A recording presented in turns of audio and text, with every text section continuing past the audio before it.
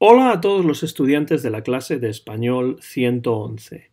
En este vídeo vamos a ver los colores y vamos a responder a la pregunta ¿de qué color es? This is a video about colors in Spanish, and we will also be able to use colors to describe things. We're going to look at the difference between masculine, feminine, singular, and plural in Spanish as that difference applies to nouns and adjectives. Los colores en español. Estos son los colores. Negro, marrón. I want you to just use the word marrón, no café. Marrón, gris, blanco, amarillo, anaranjado, rojo, rosado, morado, azul, verde. Y ahora repitan conmigo. Please repeat after me. Negro,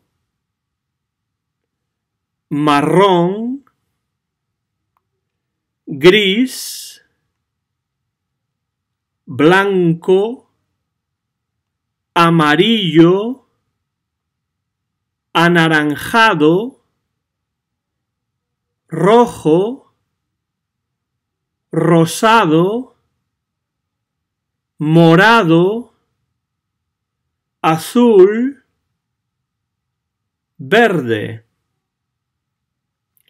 If you are describing something that is masculine, you will use the masculine. If you're describing something that is feminine, you will use the feminine.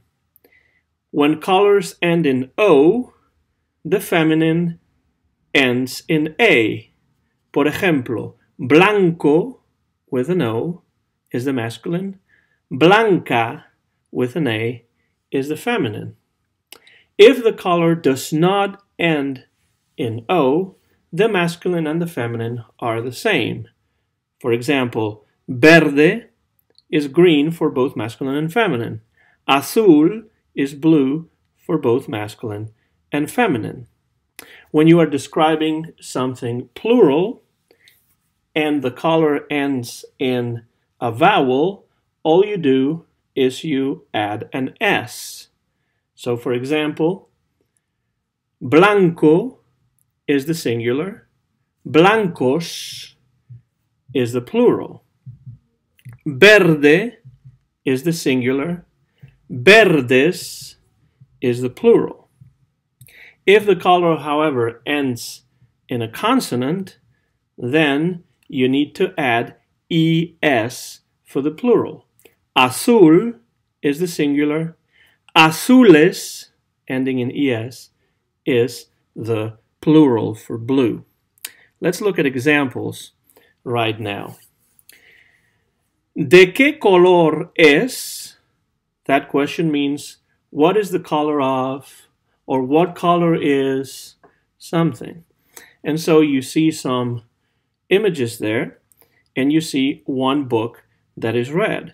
So you can say, el libro es rojo. The book is red.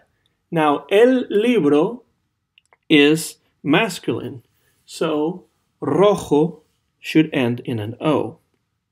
If you want to make that plural, to the right you have several books.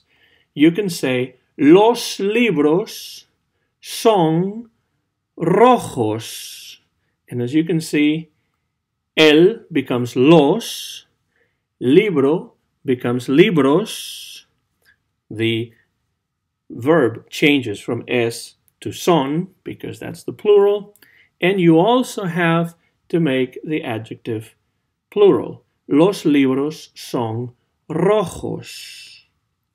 If you have a feminine word, the same thing happens. La mochila means backpack. So if you look at the picture on the left, you could say, la mochila es amarilla. And you have to put an A because la mochila is feminine. If you look at the picture on the right, you have several backpacks, and so it becomes plural. Las mochilas son amarillas. In that case, you have the feminine and also plural, amarillas. You have to be very careful with this because in Spanish, every noun could be masculine or feminine. Some nouns will be masculine, some nouns will be feminine. So when you learn a new noun, you should learn the word along with the article. El libro tells you that it is masculine. La mochila tells you that it is feminine. Now we're going to look at adjectives for color that don't end in O. They remain the same for both masculine and feminine, but of course they do add S or ES for the plural. So we have a pen right there and it is green, so we can say el bolígrafo es verde. Verde, in that case, is masculine. If we have more than one pen, we can make it plural. Los bolígrafos son verdes. And as you can see, it adds an S for the plural as well. Now, down there, right underneath, we have a green chair. So we could say, la silla es verde. And as you can see, verde does not end in O, so it is the same for masculine and feminine. But when you have more than one chair, it becomes plural, and you need to say, las sillas son verdes. Finally, I have mentioned this already, but when you have a color or an adjective that ends in a consonant, for the plural, you don't add S, you add ES. So you have a pencil that is brown, and you can say, el lápiz es marrón. If you want to make that plural because you have more than one pencil, then you would say, los lápices son marrones. Note two things. Marrones, because marrón ends in an N, which is a consonant, adds ES, not just S, but ES in the plural. It also, in the case of marrón, in the plural, loses the accent. In the case of lápiz, that's a noun that ends in a Z. Therefore, when you make it plural, the Z becomes a C. So the Z for zoo becomes a C for cat. El lápiz with a Z, los lápices with a C, and that always happens with nouns that end in a Z whenever you make that noun plural.